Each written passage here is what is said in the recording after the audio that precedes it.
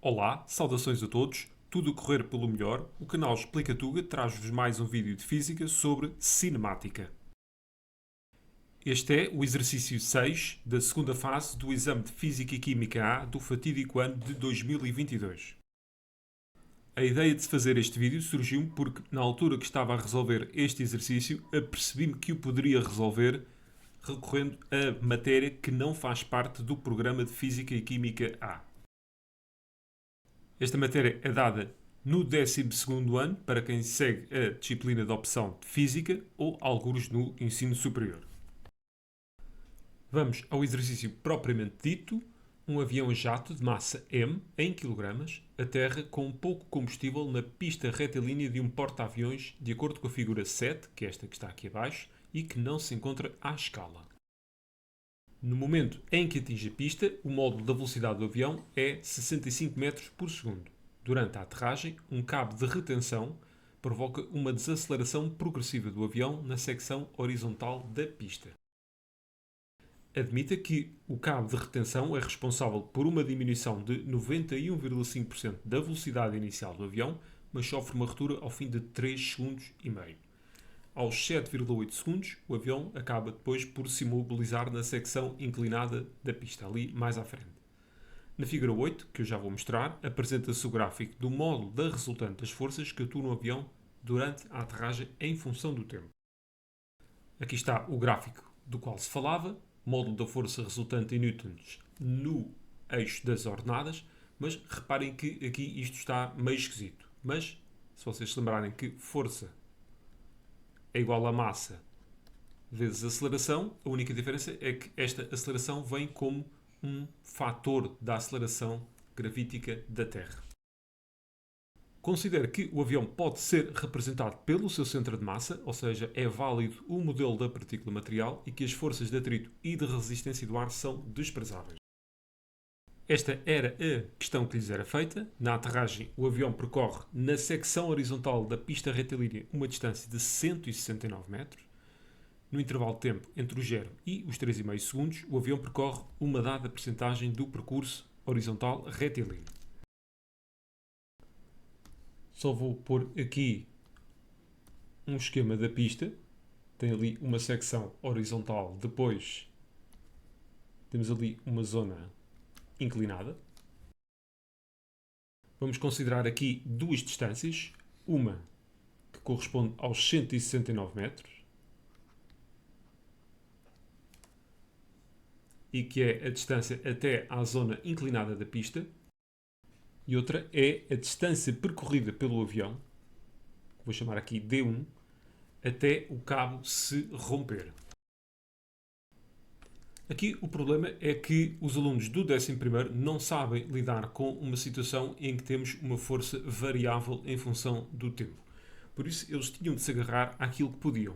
E ali entre os 3,5 e os 5,5 nós temos movimento retilíneo uniforme, pois a força resultante é nula após a quebra do cabo. Então, se nós soubéssemos aqui esta distância D2, distância percorrida durante o intervalo de tempo em que ele teve movimento retilíneo uniforme, nós depois por diferença conseguimos tirar D1 e resolver assim a questão. Vou só dar aqui nomes a estes pontos.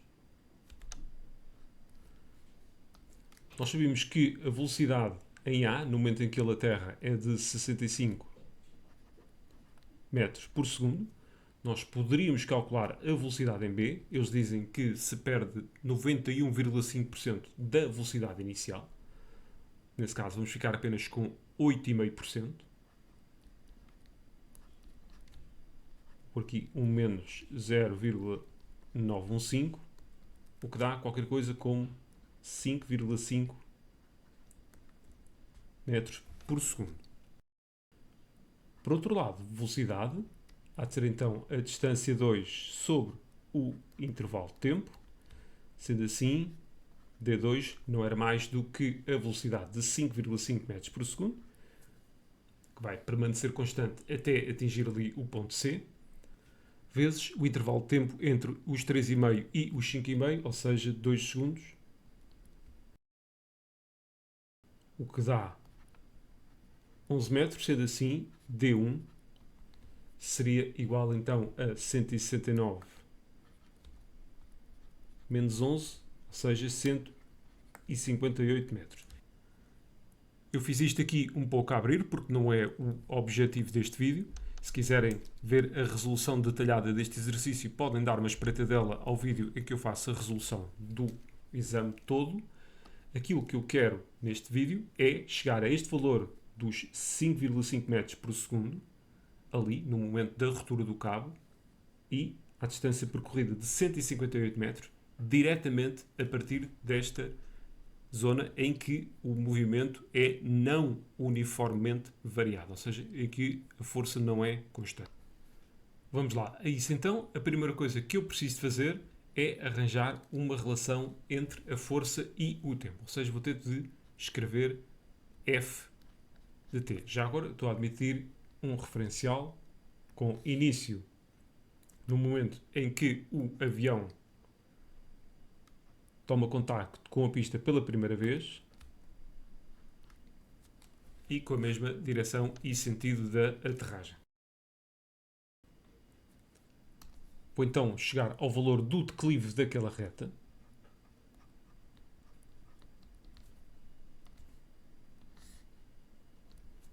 Cá em baixo será os 3,5 menos o 0. E agora preciso ali daquela ordenada. Entre os 2,8 e os 3,6 estão os 3,2. Entre os 3,2 e os 3,6 estarão os 3,4. Logo teremos aqui M vezes 3,4 e vou substituir a aceleração da gravidade por 10. Então o declive há de ser 34 m sobre 3,5.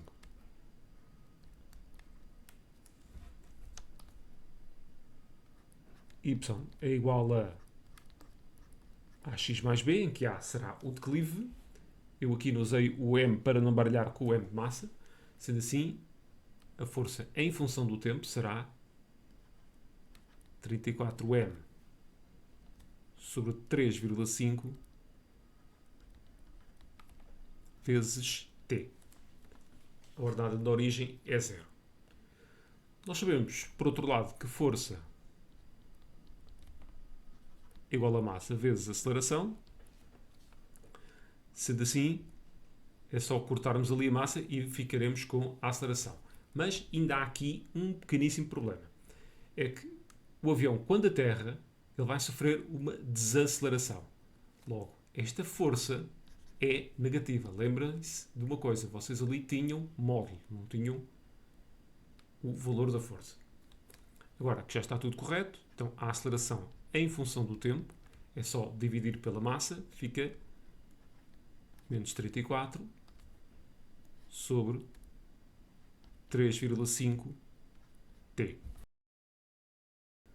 Nós sabemos que a aceleração é a derivada da velocidade em ordem ao tempo. Nós, então, para termos a velocidade, vamos ter de fazer a primitiva disto. Como temos aqui t, basta multiplicar aqui em baixo por 2 e meter ali t ao quadrado. Vamos ficar com menos 34 sobre 7 vezes t ao quadrado mais uma constante, que será V0.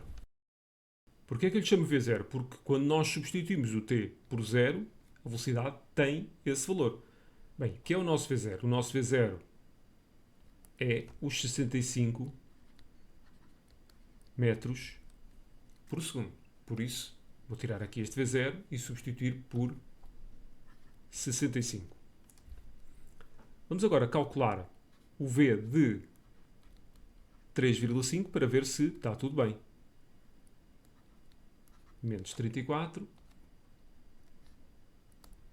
sobre 7 vezes 3,5 ao quadrado mais 65 e cá está os 5,5 metros por segundo, ou seja, o mesmo valor de há pouco, que corresponde à perda de 91,5% da velocidade inicial.